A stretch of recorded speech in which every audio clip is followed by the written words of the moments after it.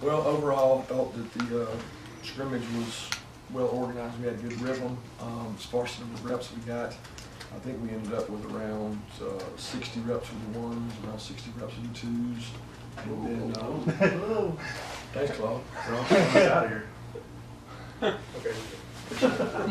Around 60 with the ones, 60 with the twos, and then about 20 or so with the threes. So right around 130, 140 total number of snaps, which is what we try to get. I don't think we had any significant injuries. I do know that Solomon McKinley went down with a sprained ankle. I don't know the severity yet. I haven't even talked to Ron, but he got an ankle injury. We'll see and get him checked out. Dom Sanders twisted his knee a little bit. He got a slight MCL. Probably could have gone if we had to, but he ended up getting about halfway through the scrimmage. So those two guys went to check on him. And those things happen sometimes when you go full speed live. Jason Stanley was still not cleared to go completely.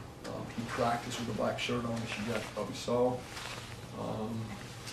Trying to think what else you guys want to ask me before you ask me. Miko played just offense in this scrimmage, exclusively offense.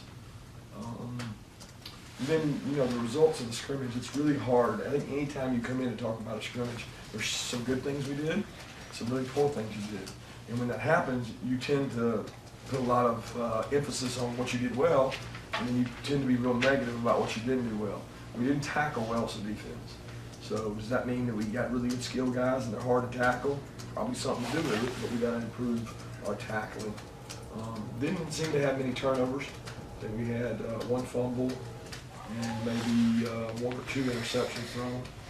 So the turnover area, if you have 130 snaps, 140 snaps, and there's 3 turnovers, it's never acceptable, but it's not out of hand. Probably the most disappointing thing was just the defense knockback tackle, what I call it. I mean, when you hit a guy and you splatter him and knock him back, where he doesn't get yards after contact, we didn't have a lot of that. And we still have to improve defensively. I don't hide behind the fact that we're not where we need to be. And I do think offensively, Jacob and Jake both are more comfortable throwing the ball. I mean, I know Jacob is in a better spot right now than he was in this time last year. But we got to continue to grow him as a passer. He's got to develop in protections, and we got to get some wideouts that can win one-on-one to help him. Special teams, nothing glaring. We didn't do those live, but we did all situations. Rodrigo did a good job kicking field goals, and Cam punted well. All but I think one punt was over 40 yards, so that was good for us. I'll open it up for you guys.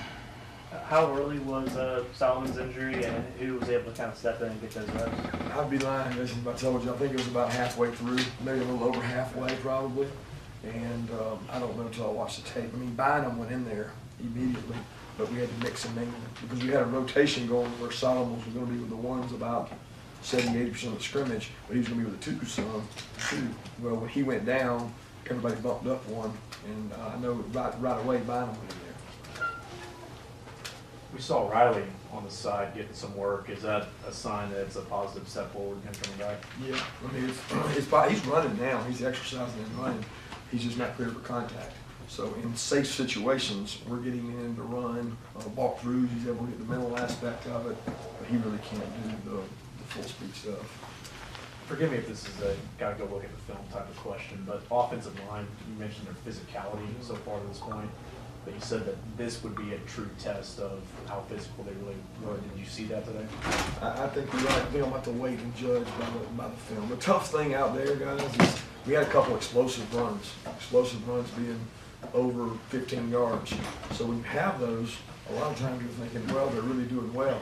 There were a lot of 4- and 5-yard runs, which really bothers me as a head coach because it concerns you that we're not able to stop the run at times. We've got a loaded box. So I'll reserve judgment on that until Monday. I get to see the tape tomorrow and then meet with the players Monday. But I know statistically we ran the ball well, but I can't say they dominated up front. Now we did for the first time do ones on twos, twos on ones for some parts of the scrimmage. So you had some matchups out there that had not happened in practice up to this point. How much do you think it's helping Jacob right now to have had a year to develop chemistry with most of the receivers on this team as opposed to this time last year when just getting started?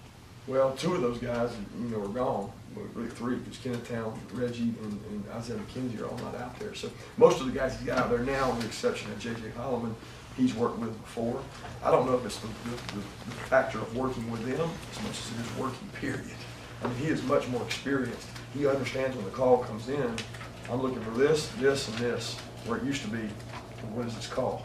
And what do I do? So he's come a long way. He's more confident in the pocket, more confident in the protections. His decision-making is better, and his accuracy has been better. But he's getting challenged because the other guy did well too. Jake Farm did well. And Sam Vaughn came in and did a really nice job with the threes as well, the third guy. Would you say there was an individual or two, let's just say on offense, that kind of starred today, had a good day? I would say I don't like to start anybody, Chip. You know how I feel about that. I think that it's hard to say when you got to start. I'd say offensively, Brian Harrion was a guy that we were going to get the ball to and find out what he could do in scrimmage situations, and he did pretty well. He ran the ball really hard, rushed the ball, had a couple of long explosive runs. He's a tough, competitive guy, but if I had to say somebody stood out, I guess I would say he did. And then defensively, J.R. Reed had quite a few tackles. Of course, that's not a good sign when your safety's leading your team in tackles because the ball's getting back there too much.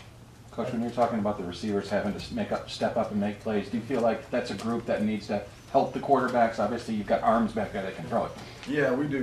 We've got to do a lot better at receiver in general from a standpoint of depth and guys that can execute and go make plays. Because I do think when it comes to our wideout group, we got a by-committee group, and Terry's really doing a good job of being a leader and challenging those guys a lot more so than he did last year at this time.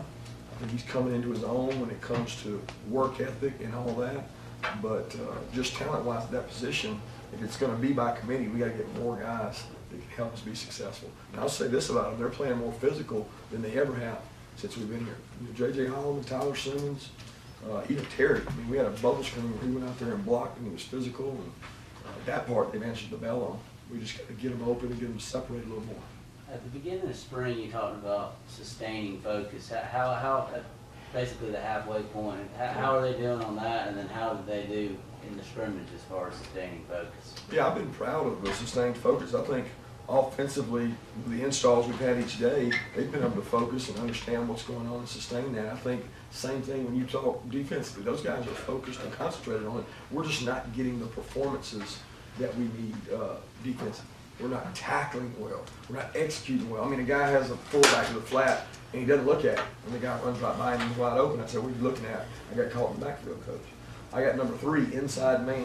Number 3 runs inside. He runs right to your leverage, and he runs right by you, and they score a touchdown.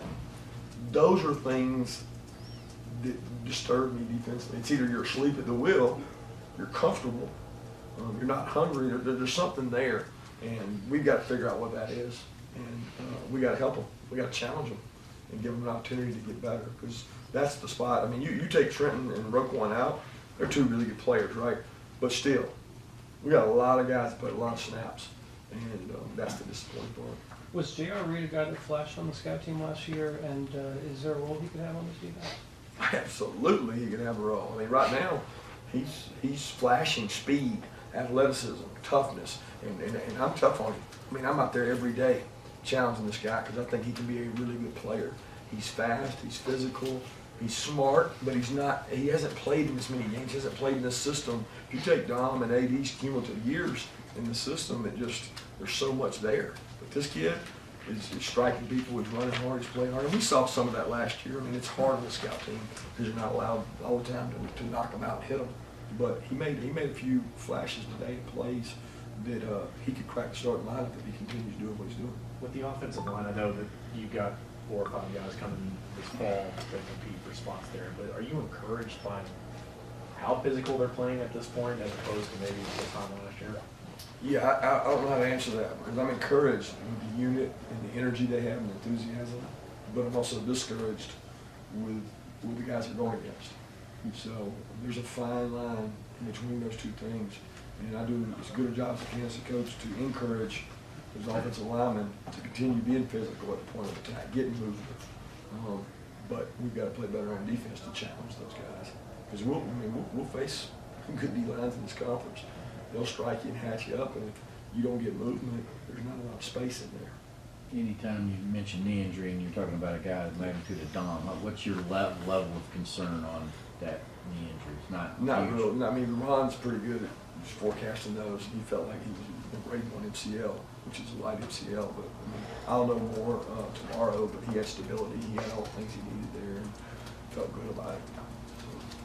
He was running after it, so I felt a lot better. And you talked before about complacency on defense. With the lack of a solid tackling, do you think that goes back to that issue or a totally different issue? Don't know. Time will tell. I don't think we know. I think we've gotten their attention. I think they all want to do well now. We just have not had a lot of success at knockback tackling. And you gotta remember, I've been doing these type scrimmages for 18, 20 years. First time you scrimmage, the first time you tackle since TCU, you don't always tackle well, especially when you got like guys like Sonny, Nick, Ryan Harrigan. You got some slippery guys back there. Holyfield, I mean, Prather Hudson. I mean, those guys are tough to tackle. So we do them an injustice by not tackling up until that scrimmage. But that's a safety part. I expect the tackling to improve greatly by the next scrimmage. Last question. Is Ridley a candidate to play in the G-Day game at this point? Well, it was all injury based. I mean, if he can get back, then yes, he's a candidate to play in G-Day. If he can't get back, we don't know the timeline there. So, you know, he's working out, he's running, he's doing all he can. I mean, obviously we're trying to get he and Jason back because that's the spot we need some depth, and they need work. I mean, they're both relatively young players, and they're both really fast guys. So, thank you guys. Thank you.